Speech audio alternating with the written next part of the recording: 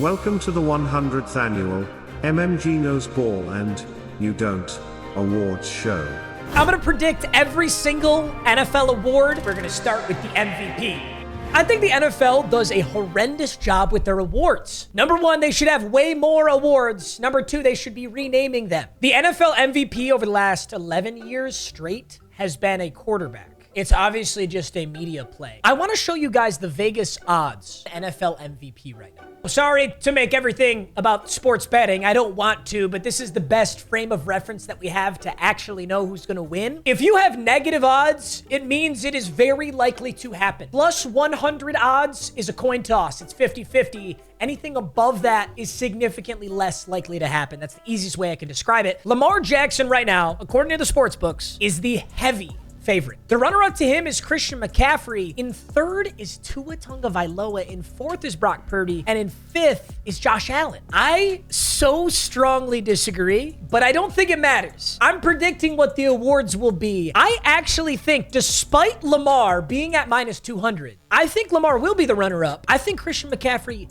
will get league MVP. But right now, Lamar is the favorite. This is why I think they just need to rename these awards. Lamar's had a good season, but let's take a look at Lamar Jackson's stats so far this year. Now, number one, he is leading the best team in the NFL right now. So you have to give him some credit for that. He's been an amazing quarterback on the best team. He's got a QBR of 63.0, which is 8th best in the league. He's got 7 interceptions, which is really, really good touchdown to interception ratio. He's got 19 passing touchdowns. He's got 3,357 passing yards. None of those stats are very impressive. I think interceptions is a nice number. He also has 786 rushing yards and 5 touchdowns on the ground. This is also an excellent comparison because he's got 3,300 passing yards right now, and he's the league leader for MVP. He had 3,100 yards his MVP season passing. He had 36 touchdowns. By the way, so far, Lamar has played the exact same amount of games as he played in his MVP season. And in his MVP season, he was the second ever unanimous MVP. In that season, he had 36 passing touchdowns, 7 rushing touchdowns, for a grand total of 43. This season, he has a grand total of 24. That is 19 less touchdowns in the exact same amount of games. Also, he rushed for 1,200 yards, which broke Michael Vick's record, and it's all insane. This sounds like I'm shitting on Lamar Jackson. I do not. I think Lamar Jackson's playing amazing. He is absolutely one of the best quarterbacks in football this year, and I love Lamar Jackson. My point is, this is not an MVP season. Even if his next 2 games continue at his exact same pace, playing well, this should not be an MVP season. If this is an MVP season, then they need to rename the award to Best Quarterback. It's that simple. This is nowhere near as well as he played in his MVP season. And yes, it's all relative. You have to play well compared to other quarterbacks. But how are we going to compare these stats Lamar Jackson-wise to what Christian McCaffrey has done this season? Christian McCaffrey is averaging 5.4 yards per carry. He has 14 rushing touchdowns. He's got 530 yards in the air. He has 7 receiving touchdowns. He has 21 touchdowns as a running back. To me, the most valuable player in football and the best player in football this year has been Christian McCaffrey, even when the Niners have stunk, even as people want to talk shit about Brock Purdy, this, that, and the other thing. McCaffrey's been the guy. And let's not forget, a 3-game stretch, Brock Purdy was the front runner. Brock Purdy was the front runner for MVP despite Christian McCaffrey being the most valuable player on that team. Brock Purdy himself said that Christian McCaffrey was the most valuable player on that team. Tom Brady said it. I don't know why the NFL does this. I don't know why Lamar's the front runner. And quite frankly, I don't know why Lamar's probably going to get it. I sound like a Lamar hater. That's not what I'm trying to get across here. Rename the fucking award. Make a best QB award and then make an actual MVP award so that even technically, defensive players could get it too. This year, I don't think there's been any defensive player who's actually been so absurd that they're even in the debate. I don't think that's the case. But there have been years where players have been so obscene. It's like, you probably should be in the MVP running, but you won't be because the NFL is not going to do that. MVP, rename it to Best QB, make another award, and then have an actual MVP where every position is ranked fairly. Here's what McCaffrey has to do to win MVP. He has to have 2 more spectacular games. Here's what Lamar has to do to win MVP. He has to have 2 more mediocre games. That's the problem. It shouldn't be like that. How I think it will play out, though, I think McCaffrey is going to have 2 more spectacular games. I think the league's going to get their head out of their ass, and they're not going to cater to the casuals. They're going to cater to the people who watch ball. Lamar gets runner-up. Brock Purdy is still technically possible. I don't see it. Josh Allen and Tua are also technically possible, although I don't see it. Stroud is not in the running anymore. Hurts, to me, is not in the running anymore. Neither is Dak. Tyreek isn't, because it's the NFL. They're going to potentially give him Offensive Player of the Year, and Mahomes is definitely not in the running. They have been struggling. So I think these are the only three guys who technically could get it. Lamar probably gets runner-up, and Christian McCaffrey wins it. This is what I'm hoping for. Vegas strongly disagrees. It is what it is. I can actually use this exact same tier list for Offensive Player of the Year. MVP and Offensive Player of the Year and Defensive Player of the Year are going to be very controversial this year. There's a few awards that aren't going to be controversial, but we'll get to those. Offensive Player of the Year. Now, here's something interesting to note. Christian McCaffrey is the favorite for Offensive Player of the Year, but his odds aren't as crazy as Lamar's. Runner-up is Tyreek Hill at plus 300, and nobody else is even in the ballpark. Travis Etienne is third. Justin Fields is fourth. Anthony Richardson, Lamar Jackson, Breece Hall, Devontae Adams, David Montgomery, Brandon Ayuk. And there's some weird names on this list. What's funny, though, is I think Tyreek Hill's odds are better than they should be because McCaffrey might win MVP. McCaffrey winning MVP would guarantee Tyreek Hill Offensive Player of the Year. If Lamar gets MVP, it guarantees Christian McCaffrey Offensive Player of the Year. In my opinion, if anyone not named McCaffrey wins MVP, McCaffrey's getting Offensive Player of the Year, which actually takes Tyreek Hill out of the running. Tyreek Hill's had such an insane season, and this is exactly why they need to rework MVP, because both McCaffrey and Tyreek should win an award. But if Lamar wins MVP, then it's not going to happen. I think Offensive Player of the Year, if my MVP vote is correct, then Tyreek's getting Offensive Player of the Year. The runner-up is literally nobody because there's nobody in contention. It's McCaffrey or Tyreek Hill, unless, I don't know, Amari Cooper decides to have 2 more 300-yard, 3-touchdown games. I don't see anybody else in this running. I'm not even going to put a runner-up. It's either one of these two. So this is why I think it's going to be controversial. I think MVP will determine whether this is controversial or not. By the way, part of my reason for wanting McCaffrey MVP is I'm looking at the 49ers' remaining schedule, and I think this is a very favorable schedule for Christian McCaffrey. Obviously, the Ravens was a really tough matchup, but what the 49ers did to the Cardinals was fucking diabolical. McCaffrey had 115 yards and a touchdown, and then he had 70 yards in the air and 2 touchdowns in the air. That's against a dog shit team. Sorry, Commanders fans, but Commanders are dog shit too. The Commanders need to lose this game. They need to continue to tank. I don't see the Commanders putting up a fight here. I think this is going to be a massive McCaffrey game, which is going to shoot up his MVP odds. And then they take on the Rams at home. The Rams are a tough team, so that could be a tough game. Ravens' remaining schedule, though, is difficult. Miami Dolphins versus the Ravens, 11-4 versus a 12-3 team. And then you end against the Steelers. I don't think this is a crazy difficult game for the Ravens. I just think the Steelers have a great defense. I don't really see Lamar having a spectacular game here. So I think McCaffrey's next 2 games look a lot better than Lamar's. All right, next up is NFL Defensive Player of the Year. And I really like to look at these odds trackers because they're nuts. You've got a guy like Josh Allen. This is athletic Josh Allen for the Jaguars, who at the start of the season, his odds are plus 15,000. So 1 to 150 odds. Those odds are fucking bonkers. He's never going to win it. And all of a sudden, he made a serious case. As of December 5th, his odds moved a lot.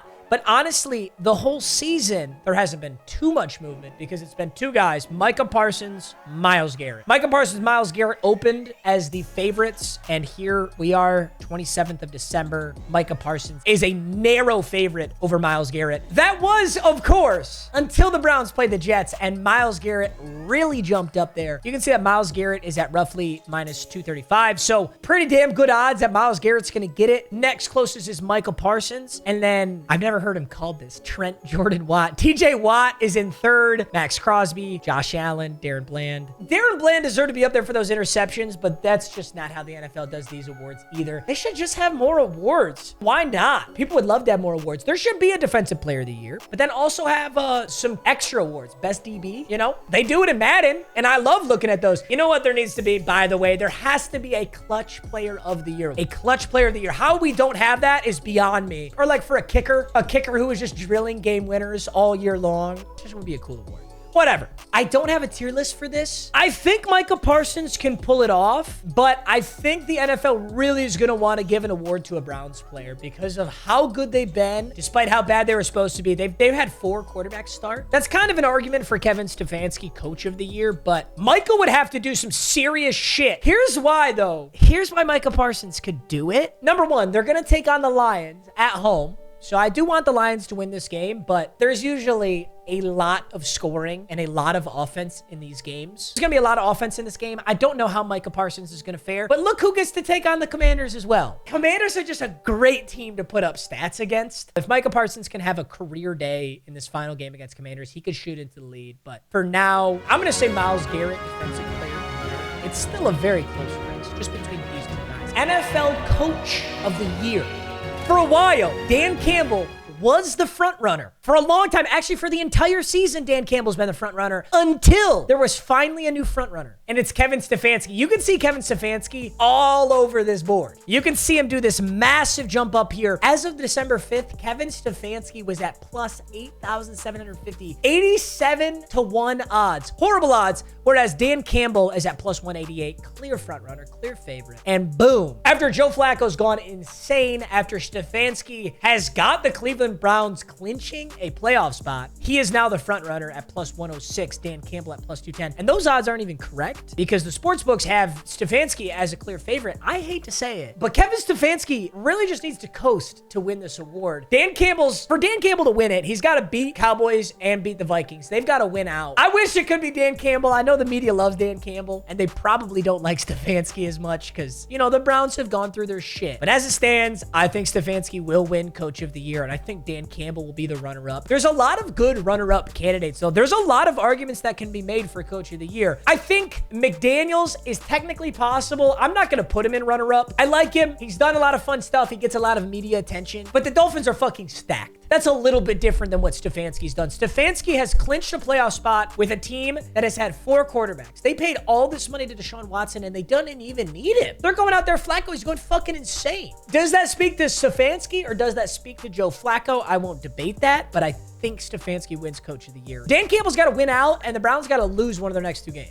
That's the only way. 2 other good runner-up candidates, though. I am fairly certain this is Shane Steichen. I don't honestly know what the dude looks like, but good runner-up candidates would be him and DeMeco Ryans. The Colts and the Texans were supposed to be absolute dog shit. DeMeco Ryans did a lot of good stuff with CJ Stroud, but the Texans have dropped some games that they definitely should have won, and the Colts just haven't been impressive enough. They were supposed to be dog shit, and he's really turned that team around. I've been really impressed with the Colts, but Stefanski, what he did is more impressive. Dan Campbell has broken the drought for the Lions. We finally won the NFC North. We're 11-4. You could never say that for the Detroit Lions, but a lot of people expected the Lions to be good this year. The Lions win total projection this year, I think, was 9.5 or 10.5, and we're at 11 right now. So yes, he's overperforming, but I don't think it's as impressive as Stefanski. If Dan Campbell wins out and we're 13-4, I expect the Lions to get it, but I don't think we can. I hate saying that. Offensive Rookie of the Year.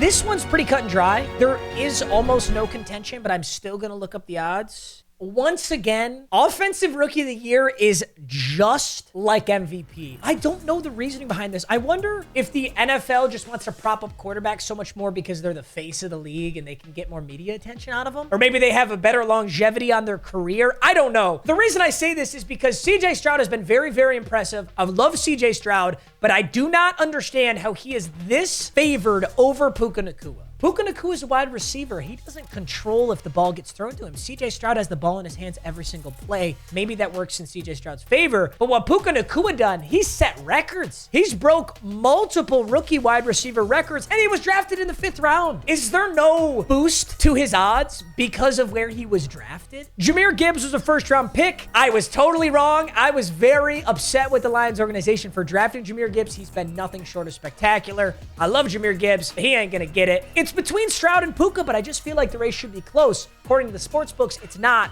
It bugs me. It just bugs me. Puka Nacua should be higher up on this. My favorite thing about these tier lists is Puka Nacua was so unheard of that he's not on any of these tier lists. You cannot find his photo. You got photos of everybody, but you don't have Puka Nacua. The 177th overall pick. I just feel like that should work in your favor. This is also why the NFL needs more awards. Sleeper Player of the Year, Most Improved Player, Breakout Player of the Year. I get it. You want to give Offensive Rookie of the Year to CJ Stroud. CJ Stroud's a quarterback. Go ahead, NFL. Make another award. Breakout Player of the Year.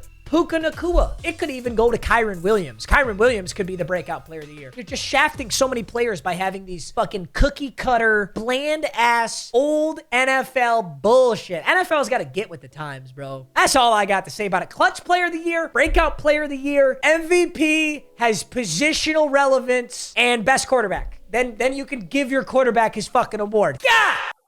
I'm going to be honest. I'm not even going to do Defensive Rookie of the Year. Defensive Rookie of the Year is so free. It's Jalen Carter. Jalen Carter is winning. Yeah, I know, Seahawks fans. You're going to bitch and cry that it's not Devin Witherspoon, but Jalen Carter is at minus 10,000 odds. Jalen Carter's winning this. Jalen Carter could not play the next 2 games, and Will Anderson could have 3 sacks a game. Devin Witherspoon could have 2 interceptions a game, and they're not beating Jalen Carter. This is a wrap. The most controversial, I'm saving this one for last. Joe Flacco, Damar Hamlin, head-to-head for NFL Comeback Player of the Year.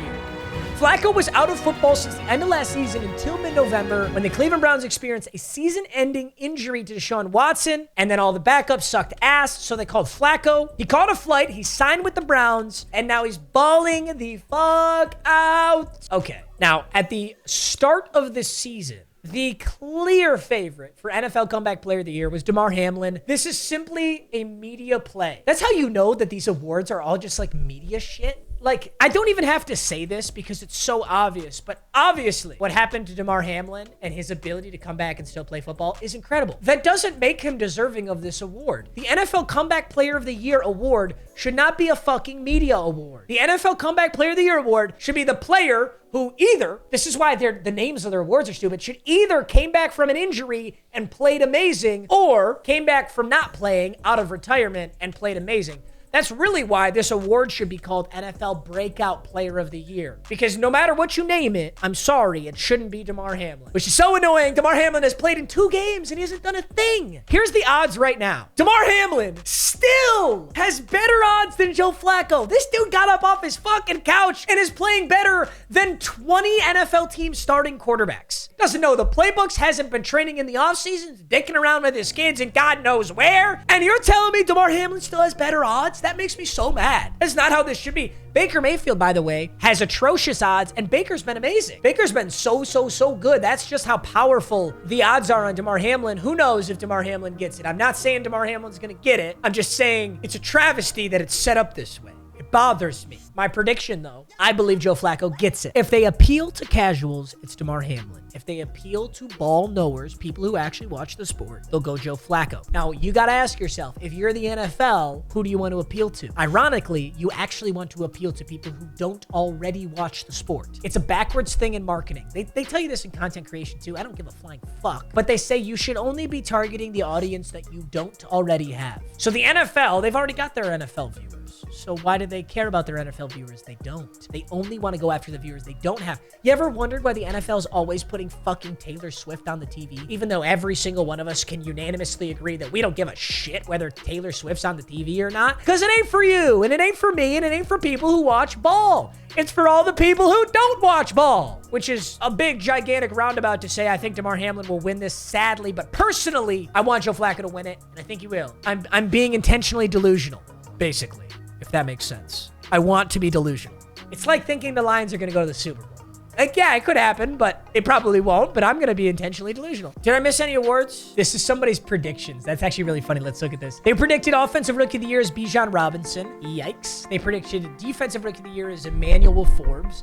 Yikes. They predicted Offensive Player of the Year to be Lamar Jackson. That's actually pretty damn close, but he's more like MVP. Defensive Player of the Year, TJ Watt. Not a bad guess. MVP, Aaron Rodgers. Honestly, not a bad guess. He tore his Achilles. And Coach of the Year, Mike Tomlin. I respect that. All right, boys. Long-ass video, but I hope you enjoyed it. I love talking ball, and I don't talk ball that much anymore, so I thought I'd hook you guys up with a little bit of sauce. Love y'all. Thanks for watching, as always. Hope you guys clap the cheeks of the girl you really like. I hope you get in that shit.